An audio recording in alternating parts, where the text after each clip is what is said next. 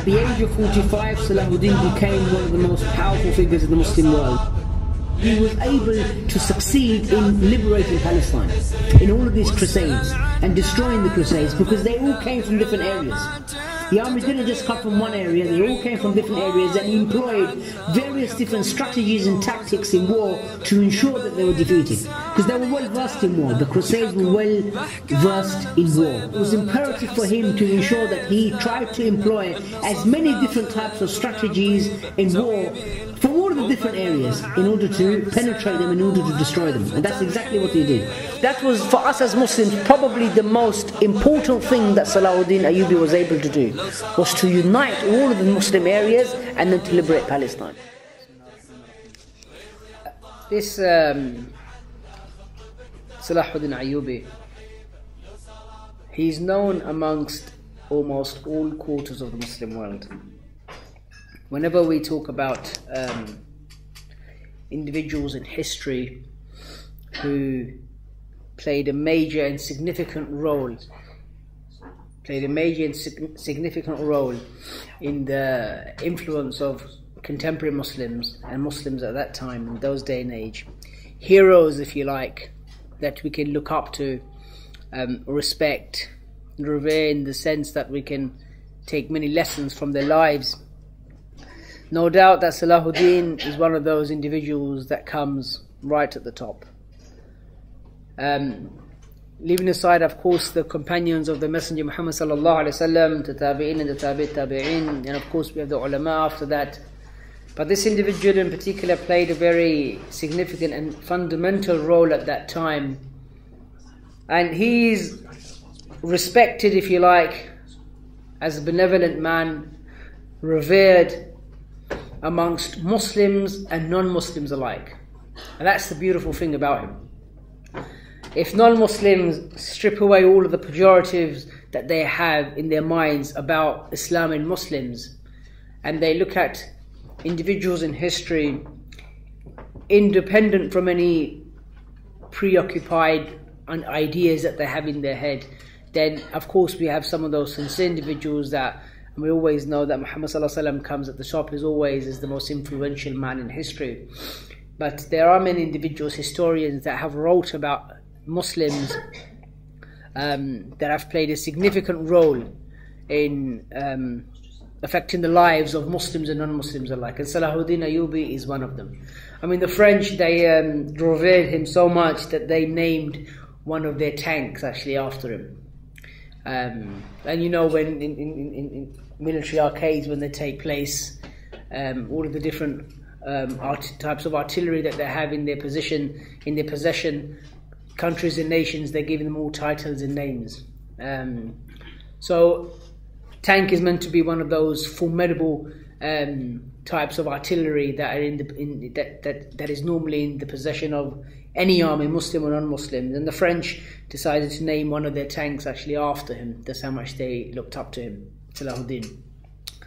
In the December issue of 1999, in the Millennium issue of the Time magazine, Salahuddin Ayyubi actually had a whole page just about him. And this is a Muslim individual, not a non-Muslim.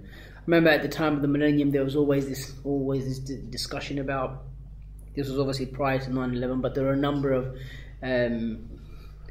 terrorist activities that took place around the world. Yet Salahuddin Ayyubi, he was always considered to be a warrior in the eyes of Muslims and non-Muslims, and he played a significant role in this magazine, Time magazine, and had an whole article about him, a whole page about him. In fact, there were some Christians who believed that Salahuddin Ayyubi actually had European blood in him.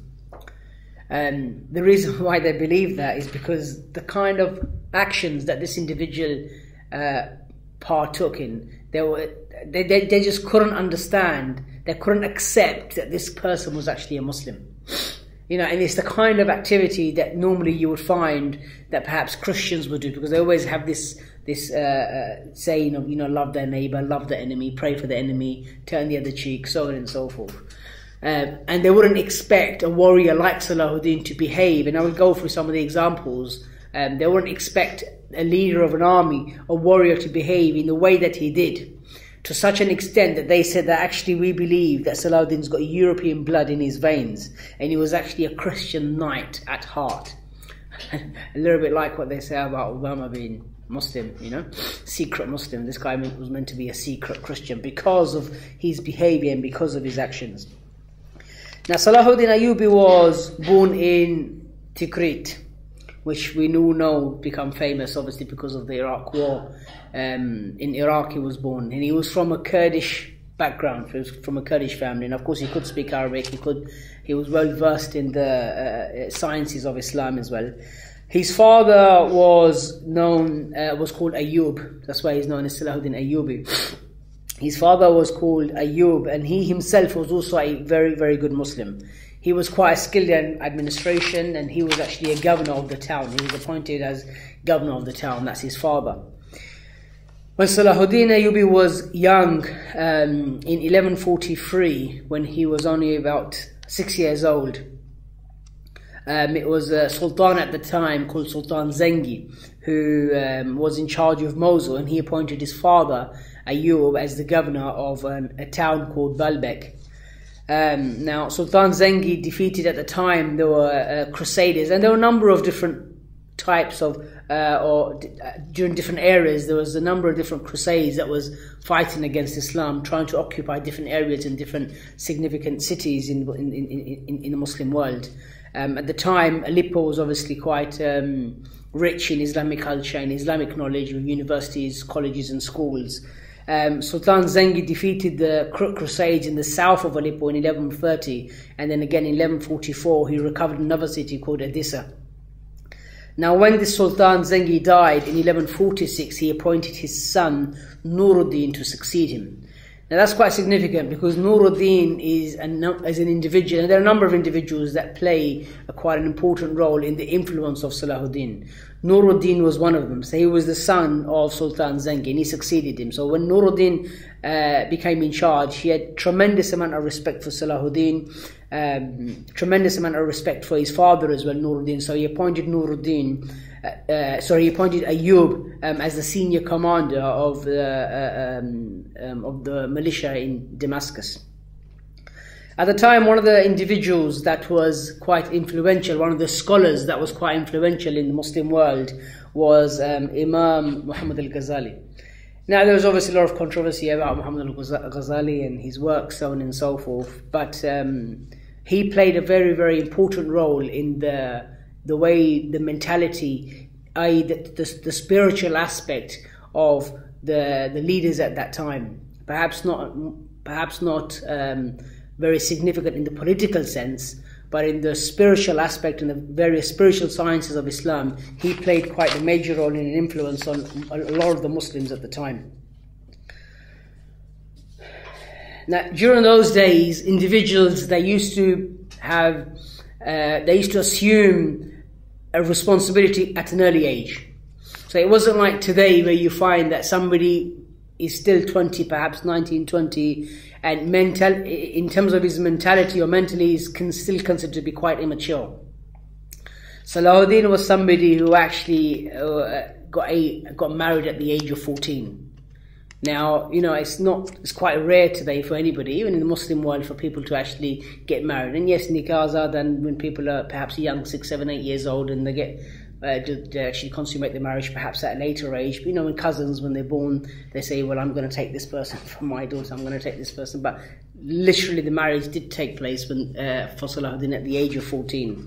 And there was a lot of this kind of mentality where individuals, they become mature at an early age, was actually quite rife at the time. And it's sad today, because sometimes I find that although things like technology, you know, iPads and iPhones and computers and calculators, although there are benefits in all of those, but I find that what tends to happen is that these kind of instruments or this type of technology is hindering the mind of not only Muslims but non-Muslims as well. So you can get a child today, and you can ask him you can give him a simple equation, a mathematical equation, and he's not going to be able to do it. Why? Because his whole life he's lived on a calculator. Children, again, I mean, I was just reading an article in the paper the other day that actually parents no longer reading to their children. So actually reading, yeah, having a full, reading a whole book or a whole sentence or a whole paragraph becomes difficult for children as they grow older. Why? Because they've substituted things like reading and writing for television, for iPad, yeah, and for telephones. So words are not completed. Why? You get small words. Instead of Y-O-U for you, you just write the letter U, yeah. So, and so technology sometimes has become a hindrance, I think, in the advancement of human beings generally. Then obviously we as Muslims need to be very, very careful as well, that we don't fall into this trap. But so he got married at the age of 14 because Muslims at the time were very, very advanced. Not only socially, politically, scientifically, in every way, shape and form, Muslims were very, very advanced at the time. Then he was sent to his uncle, and again, his uncle Shirko in Aleppo, in Syria, also played a very significant role in the influence of Salahuddin. So it wasn't just Nuruddin, but it was also his uncle as well, Shirko. Now, this was going to be the start of perhaps his career, where he was going to be under the realms, under the, he was going to become his mentor would become Nuruddin. So that was the start, if you like, of his career, where he would eventually become a student of Nuruddin. Sultan Nuruddin, who succeeded his father, Sultan Zengi, in 1146, he himself as an individual was also a very good practicing Muslim. So he respected ulama, he respected scholars. So every time scholars would perhaps enter the room, out of respect for the knowledge of these scholars, he would stand up. So he wasn't one of those political leaders who held Muslim scholars, people who have Islamic knowledge, in contempt. Because what you find today, unfortunately, in some Muslim countries, is those Muslims or those individuals that pursue a career in Islamic sciences are not held in high esteem as somebody who is perhaps a doctor or a politician or a leader or a mathematician or a physician, even somebody who's a musician. Somebody who's a musician, a Muslim who pursues a career in these type of sciences is not generally respected or revered. And that is sad. I mean, back home in my country, from Pakistan, if somebody fails to be a doctor, he fails to be a lawyer, he fails to be an engineer, then as a last resort, and it may be not just because of this mentality, it may be because education is free in the madrasas, okay, we'll send him to the madrasa. So the individual, perhaps in Pakistan, Bangladesh or India, the father is unable to pay for an education for his child. The madrasa is free. So we'll send him to the madrasa instead. And unfortunately, this mentality, as this career has become a last resort, what has happened is that people who become ulama, people who become scholars, or people who become imams are not as respected as much as people who are doctors or lawyers, kings or queens. But this individual who was a sultan, who was a leader of his time and era, used to stand up for scholars when they used to walk in. So he had tremendous respect for people who had knowledge. And that is a good thing, that's a good mentality. And this is important because this Islamic mentality, this Islamic thinking of these individuals, of these laws, of these scholars, of these rulers, will naturally have an effect on the citizens of the country. As Muhammad said in the hadith, "Simfani min al-nasi idha salaha."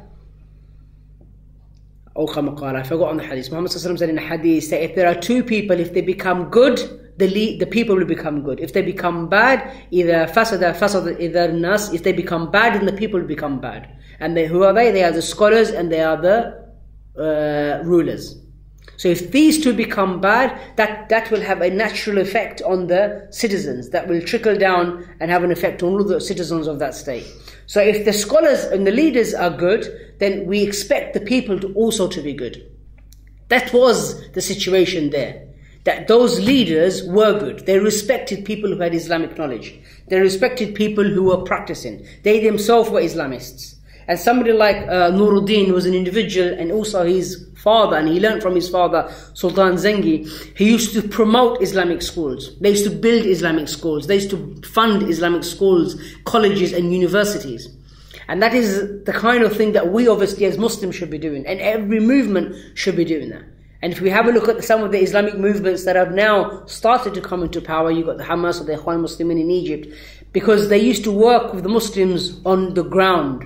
What were the needs what were the needs of the Muslims? That they used to care and be concerned about the affairs of the Muslims. The Muslims require a college, the Muslims require a school, the Muslims require a hospital, the Muslims require a clinic. They require all of these different skills, they require all of these different things, these institutions. And if we can assist them and we can help them, that is important. So this is exactly what they used to do. He himself, Nuruddin, used to live an austere life. I mean, he didn't used to be lavish in his lifestyle. Once his wife actually asked him for some money, and she complained to him that she has no money to buy clothes. And he replied that I have no money. He said, all of my wealth that I have at my disposal, I have given to the Ummah, and I am the custodian for the Muslims. He goes, I do not intend to deceive them over this and cast myself in the hellfire for your sake. So she was begging him for money because she had no clothes. And his reply was that, in fact, all of my wealth, and I am the custodian of the Muslims. My responsibility is to the Muslims. And today, this is a sharp contrast from the situation how we are living. And today we find that if our sisters, they complain because we have no money, that automatically becomes a reason for divorce. Go to the local imam. Why did she want to divorce? Because he doesn't work. He's got no money. Yeah, and she's got a whole wardrobe of clothes, like 10 pairs of shoes and 5-6 bags. But that becomes a reason for divorce. And so immediately that was his answer, because his concern was the affair of the Muslims. And that was paramount. That was the most important thing. Now in 1164, when Salahuddin was 26, he became an assistant of his uncle Shirkuh in an expedition to rescue Egypt. Egypt played quite a significant role in that time. It was annexed later on by the Islamic State, but it became almost independent. It was run by the Fatimids. And that was this disunity that existed, political disunity that existed in the Muslim world, was something which was vital, was something which was very important in the occupation of Palestine, because of the fact there was such disunity that existed. And we'll come on to that a little bit later on. But in 1164, when he was 26, he became an assistant with his uncle in this expedition. They went to rescue Egypt because it was under invasion from the king of Jerusalem by a man called Amalric. And he was part of this expedition. And then once again in 1169, he again went with his uncle again to another expedition in Egypt. Again, it was to defend because of another Crusader attack. But this time he was second in command in chief. So as his time as expeditions came about, and as he joined the expeditions, he became higher and higher in his rank. And because of this reason, he amassed a lot of respect from the people of that time, from Syria, from Turkey, and the rest of the areas that were fighting with him, plus the rest of the rulers and the leaders and the ulama at that time as well. So he was second in he was the second commander in chief of the Syrian army, and in the same year his uncle Shirkuh died, and then Salahuddin assumed at that time his uncle's position. After that, he was able to rule Cairo, and then it was during that period where he defeated the Fatimids in Egypt. After that, Egypt became a Ayyubid dynasty. And one of the things that Salahuddin done in Egypt was that he started to boost the Islamic economy in Egypt, as well as the education. He mobilized Egypt to face all of the Crusaders, the various times that they came, and he built a number of Islamic schools all over Egypt. So again, when he became in charge, that was something vital in his mind, something important in his mind, to ensure not only is the land defended from any crusader or any outside attack, but internally as well, the Muslims are becoming secure, but they are also becoming strong, not only physically, but they're also becoming strong intellectually as well. So we ensured that he built a number of schools throughout Egypt to make sure that the education of the Muslims were educated. He gave also administrators and he gave teachers good salaries. And this was something which he had in mind, because he was aware that in time he wanted to liberate Palestine, and it was an ongoing issue. So, alhamdulillah, somebody like Salahuddin had great vision. Where what he did was he made sure that he paid all of the administrators and all of the teachers good salaries. And soon that area became an attraction point for many individuals, many scholars and leaders from around the world. I mean, his physician himself was known as, he was a Jewish guy known as Ibn Maymun. He was known as the Maimonides, and he died in 1204. He became Salahuddin's personal physician. He came from Andalusia. So there were a number of intellectuals and academics who were coming from around the world, and it was becoming a place of, the whole area was becoming a center of attention internationally. At the age of 45, Salahuddin became one of the most powerful figures in the Muslim world. When Nuruddin died, and throughout this period, when he went with his uncle at the age of 6, from there onwards with his uncle Shirkuh and Nuruddin, up until the age of 45, it was these two individuals that had a fundamental influence in his thinking, in his behavior, and he learnt a great deal from them. His his uncle, and obviously his mentor Nuruddin. When Nuruddin died in 1174, the Syrian princes immediately gave their allegiance to Salahuddin, and then Damascus became his home. And again, once again in Damascus, like his master, like his mentor Nuruddin before him, he started to preside over what we call at the time the Hall of Justice. So whenever there were cases that were taking place, he personally used to go there on Tuesday and Thursdays, just to make sure that everything is running properly, to make sure there is justice enacted in his own city, in his own area. Now, in 12 years, Salahuddin managed to unite Mesopotamia, Syria, Egypt, Libya, Tunisia, the western parts of the Arabian Peninsula, and Yemen, all of these areas under the Ayyubid dynasty. And as he started to do that, he started to appoint governors in those areas whom he could trust. He again also lived a very austere life, and it is said that when he passed away, he only had a few dinars to his name. He didn't live the life of some of the leaders that live today, where we find those in same areas like Libya and Egypt, when their quarters and their areas were ransacked, they found millions and millions of dollars, of gold, of bullions, of silver, jewelry, you name it. They found a tremendous amount of, jewelry and wealth in these areas. This wealth all belonged to the Muslim Ummah. So the leaders of the past lived a completely different life to the leaders of today. So that's perhaps one of the reasons why we should ask ourselves, why is it the case that the victory from Allah subhanahu wa ta'ala is not yet coming? We've got to ask ourselves these questions.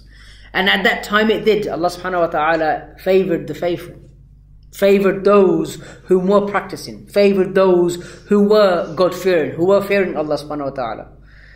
Today the situation is obviously of course different. So Salahuddin himself lived an austere life, and whenever he was given any money, he used to make sure that he used to give it to those individuals or those governors that he put in charge. And again, this is because he had vision. The last thing that he wanted was when he united all of those areas, all of those countries, those towns and those cities in the 12 years, struggling to ensure that they're all united under one banner. And then he has a vision because he now wants to go and liberate Palestine, Jerusalem. The last thing that he wants is that there's problem on his back. He needs to make sure there is a continuous supply line of food, clothing, shelter, weaponry, and behind him an area is not becoming independent and there's internal strife. And this is vision from his part. So in order to ensure that these people are loyal, not only is he teaching them the basic principles of Islam, the tenets of Islam, what it means to be responsible, teaching them not only academically, but also teaching them practically. Themselves looking at his life, how he used to live his life, how Nuruddin used to live his life, how his father Ayyub used to live his life, how his uncle Shirkuh used to live his life. So they were teaching them practically, which is exactly what the Messenger Muhammad sallallahu alaihi wasallam used to do. His method of teaching was practicality, not to just have an academic lecture with boards and pens and explain to the people, these are the fundamentals and the principles of Islam, this is what we should do. But it was a practical thing. So they used to look at his life and learn from his life in all of the actions that they used to embark upon. They used to learn they used to learn from everything that Muhammad ﷺ used to do. And this is how these leaders also lived their lives. So he ensured that the people or those areas were kept united. Now, obviously, we had the Battle of Hattin that took place in 1187.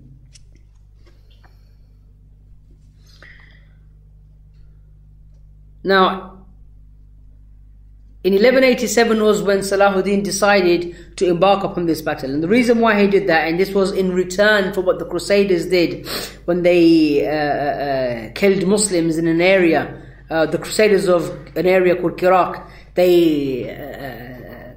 they came to this area and they killed a number of Muslims. So in return for that, Salahuddin, he moved his army to the northern area of Palestine, and at that point he defeated the larger Crusader army.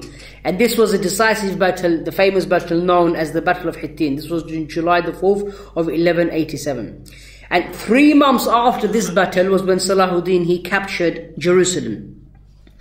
Now, again, unlike what the Christians did at that time, or 88 years earlier, there was a bloodbath because of what the Christians had done when they entered Jerusalem. And once he liberated this area, the Christians were so shocked at the fact that he was able to liberate this area, was when the Third Crusade was sent. And this was sent, of course, at the behest of the popes or the priests at that time. They weren't independent from thinking politically. They were well involved in the geopolitical situation of the world at the time. These crusades that took place were on the request of these popes and priests. And it was Richard the Lionheart, King Richard the Lionheart, known the King of England in 1189, when he led the Third Crusade, and this was led by England, France and Austria.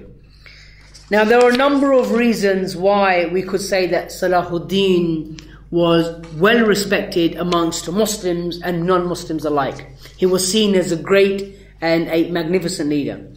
One of the reasons, of course, for us as Muslims alone is because of the fact that he was able to unite all of these areas. And this is where we as Muslims want to try to take a lesson, because there are parallels with what happened in his time and the situation of the Muslims today. And of course, we've had Palestine occupied for a number of years, for a long time. And I think it was Sultan Abdul Hamid or Sultan Murad who said, when Theodore Herzl had offered him to pay off all the debts of the founder of Zionism, who had offered him to pay off all the debts of the Khilafah I think it was in in the late 19th century, I think it was, when he offered him to pay off all of the debts of the Muslim Khilafah at the time. And this Sultan, even though the Islamic State was weak and they required money and they required financial assistance, his reply at the time was that Palestine is not for sale. It's not for sale. And it doesn't belong to me for me to sell it to you. It belongs to the Muslim Ummah. And the only way that you can take Palestine is by killing me. And that's exactly what they did. The Sultan was humiliated, and it was the British at the time, the British Empire, that was at the forefront of working to destroy the Islamic State, working to destroy the Khilafah. But anyway, from that point onwards, if you can say that Palestine had been occupied.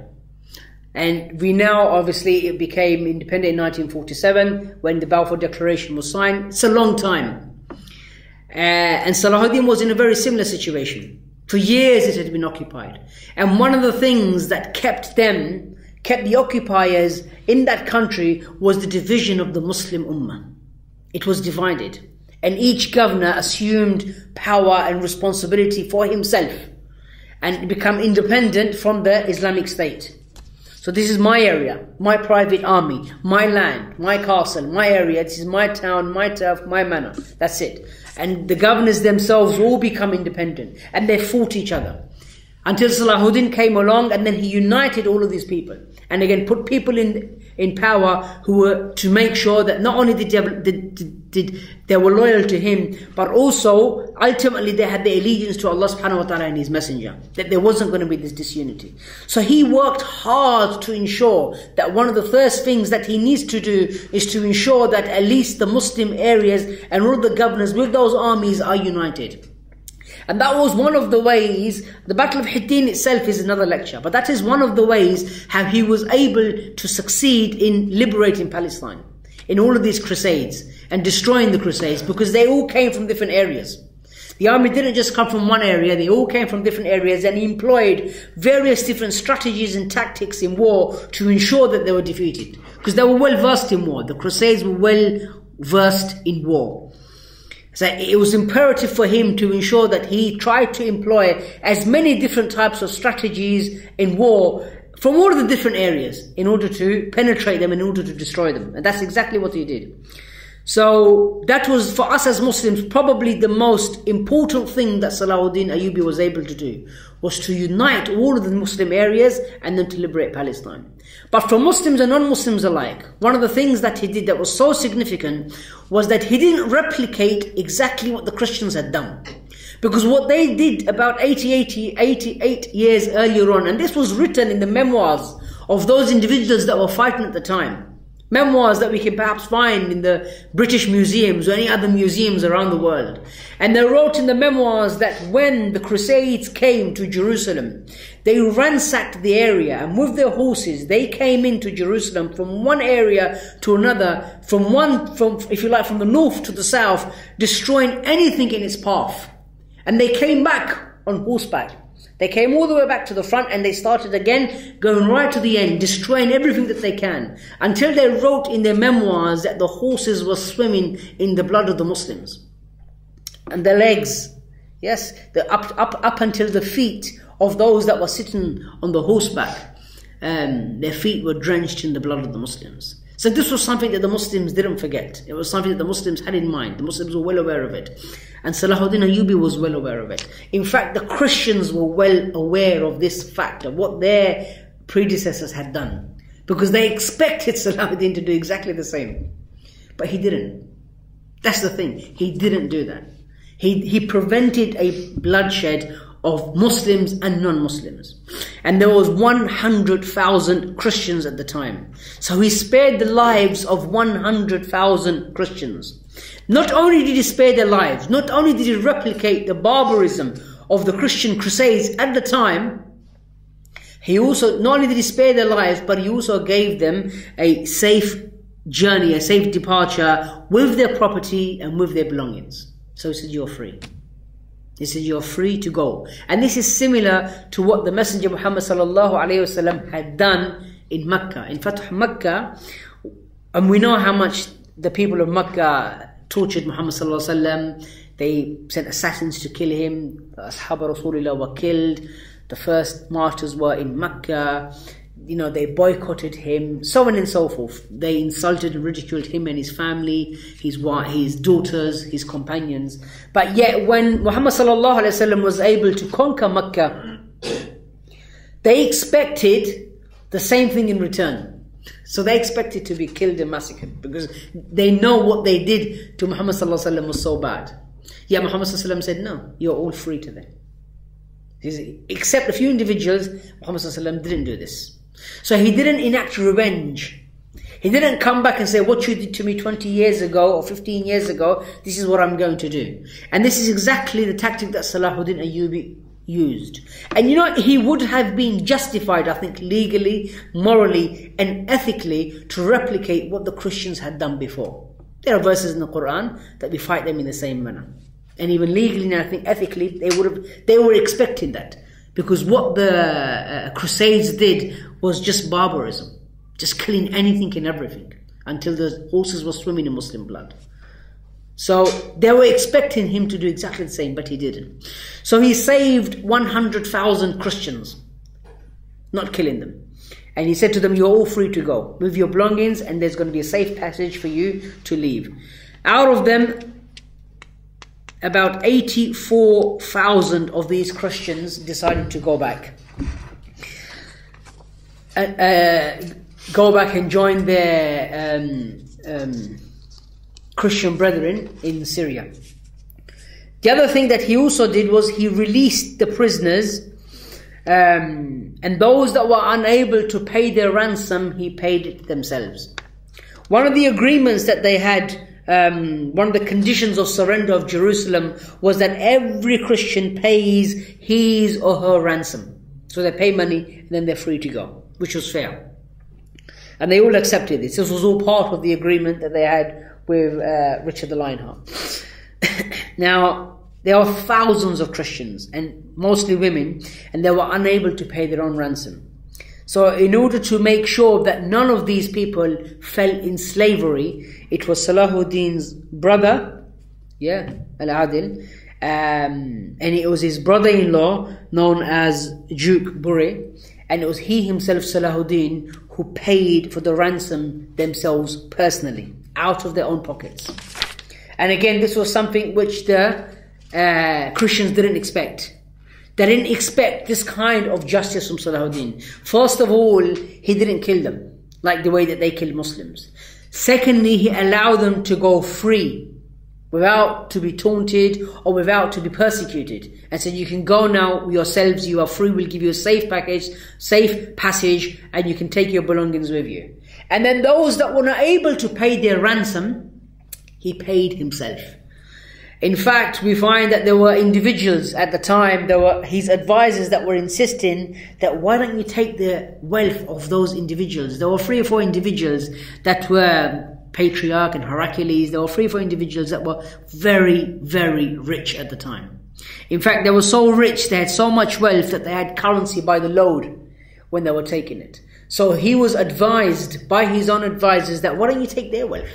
These individuals cannot pay. These are Christians. They can't pay for their own ransom. So why don't you take these Christian leaders' wealth and pay the ransom from their own money? That would be fair.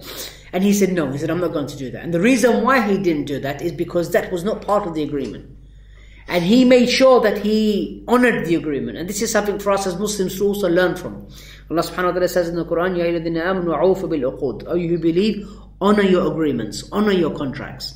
And this was a contract and agreement that he had. So he wanted to honor that. In order to do that, even if it meant that he had to pay from his own pocket, or his family members had to pay for their own pocket, that is exactly what he did. And in relation to this particular incident, Karen Armstrong, she writes in the book, Jerusalem, One City, Three Faiths. She writes in this book that Christians in the West were uneasily aware that Muslim leaders have behaved in far more Christian way than their own crusaders. So she writes here, and this is the point about how some of the Christians were unable to accept that this guy was a Muslim, but he was so just. He was so just because they thought that justice was on their side, and only they were able to enact justice. They were on the truth, therefore everything else is wrong. And therefore now when a Muslim comes along and behaves in a far more just way than them and their leaders, this guy can't be Muslim. He must be a secret Christian. He must be that knight. So that's exactly what they thought. So she writes that Christians in the West were uneasily aware that Muslim leaders have behaved, talking about him, in a far more Christian way than the Crusaders themselves. Now, there was obviously a respite of 40 days when these 100,000 Christians were allowed to leave. And this is where he himself went far above and beyond justice. There were a number of women that came to Salahuddin during this period. Several Christian women approached him and said that they can't find their guardians. They are lost. Remember, there was a battle that took place. We don't know where they are. So they came to him begging him for help. Salahuddin in turn did what was not his job or his role or his responsibility. But he felt that his ultimate aim was to please Allah subhanahu wa ta'ala. And his ultimate aim was to try to be the best Muslim that he can, hoping that these people will then become Muslim because of his behavior. Because of his actions, these people will then become Muslim. Remember, they're at peace now. It's over. It's not personal. Our war is not personal with them. When the occupiers come to our country, our war is not personal with them. And we want to try not to make it personal either in our discussions, particularly in dawah as well. We don't want to try to have this intellectual elitism in our mind when we're having a discussion or debate with them, that I am better than you, because it's not personal. It's about the haqq, it's about the truth. That's it, nothing more, nothing less. So now the war was over, there was a peace situation, there was a peace treaty, and they were on their way out. It was a 40-day respite. They came to him, these women crying for help, we can't find our guardians, what do we do? Salahuddin, he ordered his soldiers, he said, go and find all of the missing guardians. And he goes, those individual, and that's what they did. They went out and they found the missing guardians for these women, for these Christian women, and then gave them and ensured their safe return back to their cities or back to their families, back to their guardians. And those individuals that were unable to find, those women, Christian women that were unable to find their guardians, Salahuddin ordered his soldiers to give them a liberal compensation. He even compensated them. This is not something which the Muslim leaders today, or even us ourselves, would consider or think about. They killed our brothers and our sisters. They did this and they did that. But this is what he did, Salahuddin. And this is perhaps one of the reasons why he is known as one of the greatest leaders in the Muslim and in the non-Muslim world. So he went far above and beyond what we call justice, and he had a very gracious heart. The other thing that he did, it is known that Salahuddin, he said in one of his famous statements, he said, victory is changing the hearts of your opponents by gentleness and kindness. So he said that victory is changing the hearts of your opponents by gentleness and kindness. And that is what it's all about at the end of the day. Not to have, again, like I said, a physical or intellectual superiority over them, but rather to make sure that the deen prevails. Our aim, our objective at the end of the day is to change the hearts of the people, to hope that inshallah they will be guided. So in September 1192, during the siege of Acre, King Richard the Lionheart gained, it was during this period where he himself gained a tremendous amount of respect for Salahuddin. Now he himself fell ill. Richard, known as the King Richard the Lionheart, he fell ill. And it was Salahuddin who sent him his personal doctor. He sent him his personal doctor to make sure that he's treated well. And he himself, Richard the Lionheart, used to come down with fever quite a lot. And Salahuddin used to send him ice to make sure that he can have fresh water. And he used to send him plum fruits, because this was necessary for his illness. And this is his enemy, his nemesis. So Salahuddin not only sent him his personal doctor, but he also sent him ice to make sure that he can have fresh water, and he also sent him plum fruits. Why? Because this was necessary for his illness.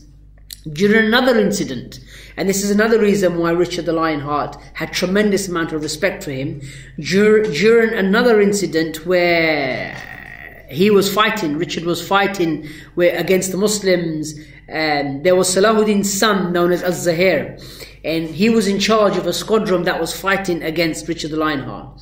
Richard, he fell off his horse and his horse was killed. And Salahuddin, he heard about this, so he sent him 2 of his own horses so he can remount. He sent him 2 of his own horses that he can remount. And it is said, and history is always very, it's difficult to always verify. I mean, if you go to Tikrit today, they'll say that Saddam Hussein was the most pious Muslim in the whole world. There was nobody more pious, in fact, than him after Muhammad Sallallahu Alaihi Wasallam. If you go to Syria today, I'm sure in some areas they'll say the same about Bashar al-Assad and Hafiz al-Assad. So history sometimes it's difficult to ascertain exactly what is the truth. But anyway, there is a saying here written by somebody who was allegedly at the war, by Bihar-ud-Din. He wrote that when the king was down, he said, by men who were there, he said that the King of England, with lance in his hand, walked along the length of our army from right to left, and not one of our soldiers left the ranks to attack him. What they didn't want to do was to fight somebody, and it was an unfair battle. It was an unfair and unjust battle. They wanted to make sure that they fight equally. So Salahuddin didn't want Richard to be at a disadvantage. And at the same time, he wanted to win his respect and win his heart over as well. And it was perhaps that was one of the reasons why, once he won over him and his heart, that was perhaps one of the reasons why both sides were perhaps willing to have a peace treaty afterwards. That's exactly what they did. Even though at the time, Salahuddin was in a far superior position, but he made sure that peace prevailed. He made sure that he didn't kill people unnecessarily, didn't shed blood unnecessarily.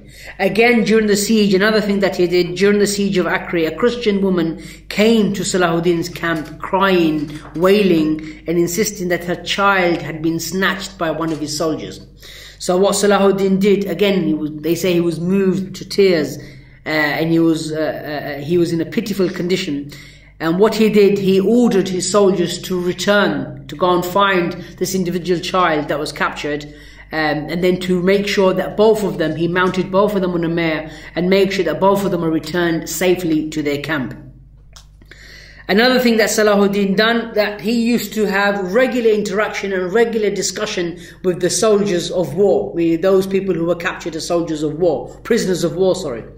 Now, during this period, and he used to use interpreters when he couldn't understand the language of the prisoners. Again, during the siege of Acre, several soldiers were captured. Amongst them, there was an old man. He was toothless and he could hardly walk. So when Salahuddin started to speak to him and started to ask him, why are you here? You know, you can hardly walk, you're such an old man, you're toothless, you're not the kind of person that would fight in a normal conventional army. Why are you here? And he said that the old man replied that he had no other thought in his mind except to go and make pilgrimage to the Church of Resurrection in Jerusalem. Again, Salahuddin was touched by this answer. What he did was he provided a horse for this man, and he ordered that this person be escorted to Jerusalem to fulfill his dream.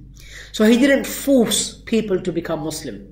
You know, like Rafiddin, that there is no compulsion in our religion. So he didn't impose or force religion on any individual, even though he was in a far superior position.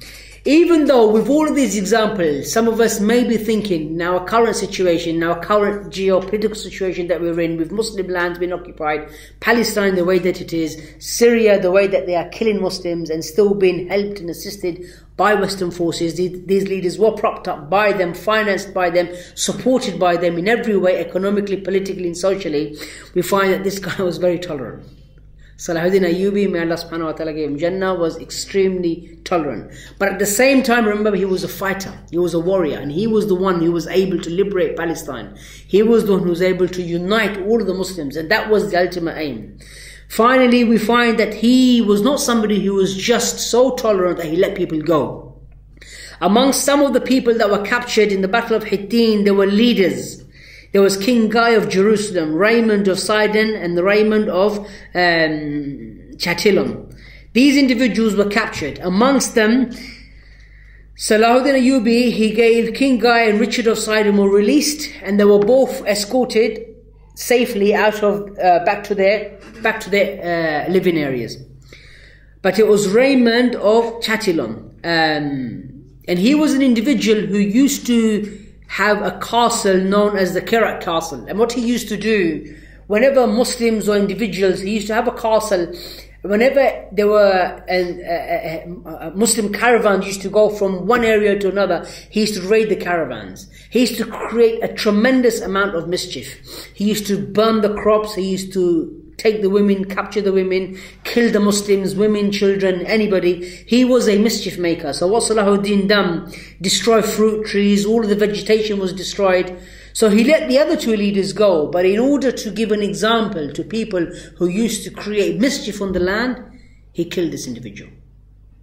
So he knew where to draw the line. He knew what his purpose was, that this person his heart may change. But yet there was an individual whose heart may also change, but he has created so much facade on the earth, that he has created so much mischief. This person does need to be killed, and the capital punishment needs to be enacted. And that's exactly what he did.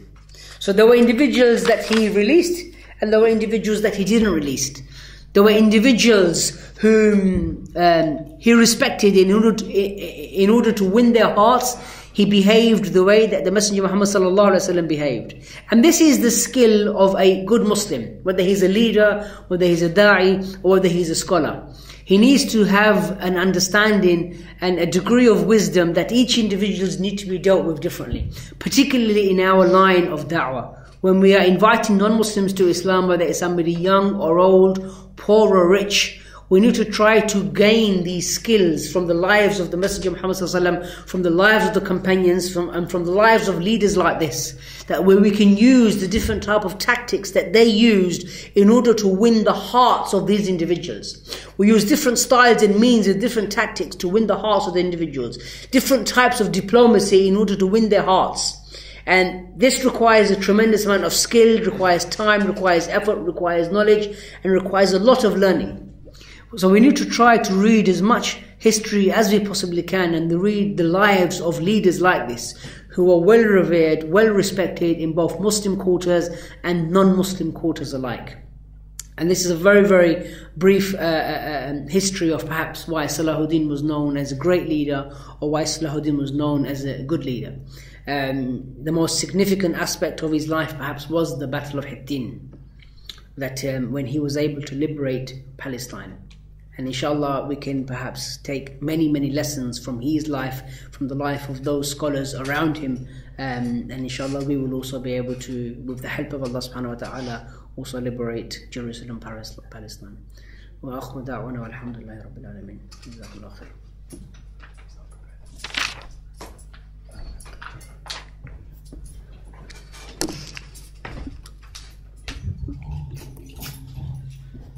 Assalamu alaikum wa rahmatullah. For that lecture, inshallah. We're going to have a short question and answer session, inshallah. The sisters could just bring a piece of paper up to the front table here, inshallah. And brothers just raise your hands. Any questions? Got two. We gotta go there. Who was the leader of the Muslims at that time? Who was the Khalifa? Or wasn't there one? No, there wasn't one. Like I said, at the time, the problem was Egypt was controlled by the Fatimids. There was then the Ayyubid Khilafah, the dynasty. So there were a number of different leaders of different areas. And this was probably the most important thing for us as Muslims that Salahuddin was able to do, was to unite all of the rulers and unite all of the leaders at the time. But there wasn't just one ruler, there wasn't just one leader. Any other questions?